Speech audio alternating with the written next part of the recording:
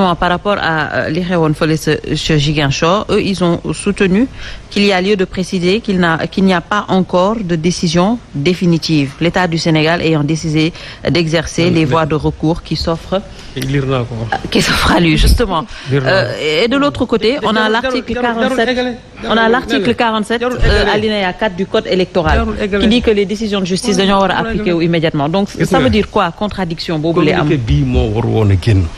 warul woon génn. non lu muy génne doyee DG du répondre par des communiqués. yow y a un mandataire qui est venu su fekkente ne la loi c'est-à-dire yaa ngi ak yoon bu la mën a may que ne yow doo ko jox fiche de parrainage jox ko avec une notification de la loi mu jeex. DG ci loolu la war a répondre c'est une administration ils ont la loi avec eux. boo ñëwee ma gën la notification mu recevoir la ne la monsieur le mandataire tu n'as pas droit à des fiches de parrainage compte tenu de l'article sangam jox la ko coow li jeex. préciser ko par des articles. mais loolu rek la du leneen DG du ay c'est-à-dire mënuñu fi def leneen du loolu. et je suis désolé nag doyen Ndiaye quand vous dites que droit dañ koy interpréter non c'est-à-dire en matière de en la matière dañ ne il n'y a pas d'interprétation là où la loi est claire. fii la loi est archi claire la loi est très claire fii y a absolument rien. La DG est dans une posture d'illégalité. Parce que li ñuy def actuellement nii depuis le début jusqu'à aujourd'hui amul lenn loo xam ne dafa tegu ci yoon. te chaque fois dañ leen di indil ay articles yoo xam ne nii qui montrent que en réalité ñoom dañu tegu ci yoon. Vous avez parlé du caractère suspensif tout à l'heure. Il fallait donner l'article qui dit que le caractère est suspensif. Man, je vais vous dire que le caractère n'est pas suspensif. Il faut se référer à la loi organique de 2017. Qui donne les 4 cas de figure où ça devait être suspensif. Mais pas dans ce cas de figure. Utilité publique, extradition, expulsion d'étrangers, quand il y a litige au niveau de l'élection des conseils, au niveau des collectivités territoriales. C'est 4 yi, la suspension, mon homme. Mais pas dans ce cas de figure. Et, dans l'année, nous avons des recours. Nous avons des recours, c'est suspensif. Nous avons des recours, c'est suspensif. Qui a recours et j'ai dit même en l'espèce ce recours à mon sens c'est pas suspensif à plus forte raison qu'ils n'ont même pas encore déposé le recours. waaye déjà moom moo bëgg a nekk léegi ci bopp comment dirais-je waa Benno Bokk Yaakaar je ne sais pas ci bopp état bi ñoom faculté boobu du seen cër. et puis xam lu ci gën a métti mooy yow da nga ne dañ la indil benn décision de justice ne la kii war am droit à des fiches de parrainage kon da nga ne kooku loi la indil. nga exécuter loi bi. waaye léegi yow ñu indi laat la beneen loi ordonnance ñëw ne la kii jox ko fiche de parrainage non cette fois-ci nga ne déedéet du ma appliquer loi bi mais je vais apprécier en fonction yow di liñ consigne li ñu la jox. parce que xam nga wax ji TGE non essayer de faire valoir rek xam nga loolu c'est le ministre de l'intérieur du keneen. moo tax quand le ministre de l'intérieur donne des gages en disant que oui bon des élections waxoon nañ ko waxoon naa leen ko fii c'est-à-dire le système est conçu comme ça. mais ak lu c'est-à-dire lu mu mën a demee ñoom nañ koy teg ci yoon ba keroog ñoom ñuy am li ñu bëgg mais mënuñu génne benn ordonnance il faut exécuter cette ordonnance yow nga taxaw yow DG ne da ngay apprécier cette ordonnance là naan l'affaire est en cours parce que ñoom seen yoon newu ci DG yoonam newul ci ay lois yu nekk en cours c'est pas son problème xam nga la mooy problème est-ce que yow yoon may na la nga jox ko fiche de parrainage wala déet. amul lu muy interpréter il n'a absolument rien à interpréter li ko war mooy y a une décision de justice qui a été rendue na ko appliquer tel quel. léegi maintenant la suite ñoom bés bu ñu defee seen recours au niveau de la Cour suprême su ñu demee foofu ñoom ñu invalider en ce moment là ñu mën a xam la suite des choses mais ñoom pour l'instant seen yoon newul ci am mbir mi. donc déjà li ma gën a metti mooy communiqué bii ñuy génne pour lan la yow kay bala ngaa génne communiqué tu as la loi avec toi Ayib Daffé ñëw na mais recevoir ko.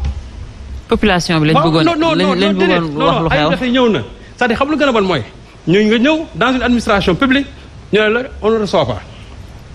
nga ñëwaat ñu ne la tey ñu dàq la yow ak sa huissier ça veut dire que tu n'as pas la loi avec toi parce que man si j'ai la loi avec moi soo ñëwee dama naan bisimilah exil nga ñëw toog wax ma man la sëñ Ayib mënu ma laa jox fiche yi parce que lii loi bi lii code électoral bi nangam ak nangam notifié la ko jox la kayit ne la am soo génnee nga am loo wax nga ne kayit gii la ma jox c'est discutable c'est pas discutable. mais yow lan la war a def nga ko. et ça c'est le problème de l'administration sénégalaise. mais dama ne ku ko def DGE wala feneen yaa ko tey. sont pareils. DGE à la place de se communiquer il devait sortir une notification administrative jox ko Ayib Daffé comme nga yow xam nga ne yow tu as la loi avec toi wala lan moo fi jar kii bu ñëwee nga laxatu ko ne aujourd'hui on ne reçoit pas suba nga ne nga mu ñëw nga daxaat ko. ba pare yow ci ginnaawam tu sors un communiqué pour dire qu'il y a pas lieu de polémique si les gens vont polémiquer xam lu tax parce que la loi a été violée te xam lu ci métti mooy attention c'est toute une institution qui est attaquée aujourd'hui. Ah bon? Ah oui, c'est l'institution judiciaire dans son ensemble qui a été attaquée. Une décision de justice rendue par un magistrat souverainement, une administration taxaw qui n'a aucun pouvoir juridictionnel taxaw daal di ne loolu du ma ko def ça c'est l'exécutif qui attaque le judiciaire.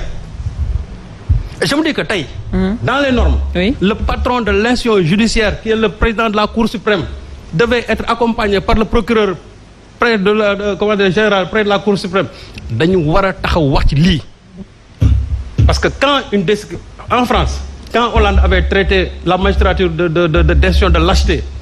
On a vu ce qui s'est passé. Le président de la Cour de cassation le premier président de la Cour de cassation accompagné par le procureur général de la Cour de cassation dañu dem ba biir Élysée fekk ko fa wax ko lu mel ni xamee parce que boobu ils ont dit que l'institution judiciaire a été attaquée. D'accord. Fii de c'est l'institution qui est attaquée parce que décision bu ñu. Et tu penses qu'il y aura une réponse de leur part? Oui mais dama ne loolu moo war. D'accord. C'est-à-dire que loolu moo war parce que gis c'est pas du Saba si fay lañu attaqué ah. C'est toute une juridiction. xam nga ku ñu néewal doole. C'est-à-dire c'est la justice tey moom lañu jël moom la ñu néewal doole te ñoom nag institution la de institution la c'est une institution. Très bien. Voilà. Alors avant may ñëw ci Aliou. Maïmouna, on a vu que la loi quand même est très claire. Suñu gisee communiqué DGE gis justement l'article 47 dernier alinéa on a vu cette contradiction qu'on peut quand même ku ñu mën a gis clairement. Alors est-ce que da nga jàpp ne aujourd'hui comme ni ngeen ko yàgg waxee c'est toujours un acharnement contre Ousmane Sonko lañ nekk di wéyal ba tey.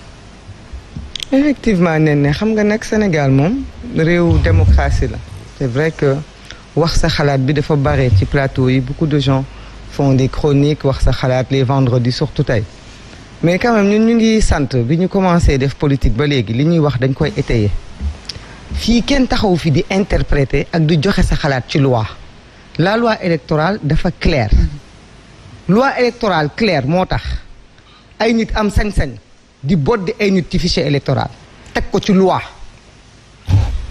lii ñuy waxtaanee tey du wax sa xalaat du gisaane du toog du wax lu la neex article 47 alinéa 4 du code électoral moom moo wax ne les décisions de justice rendues et transmises à l'autorité compétente en l'occurrence celui qui organise ou au service de gestion du fichier électoral seront immédiatement prises en compte et traitées dans le sens prescrit nonobstant la clôture de la période de révision et du traitement des mouvements.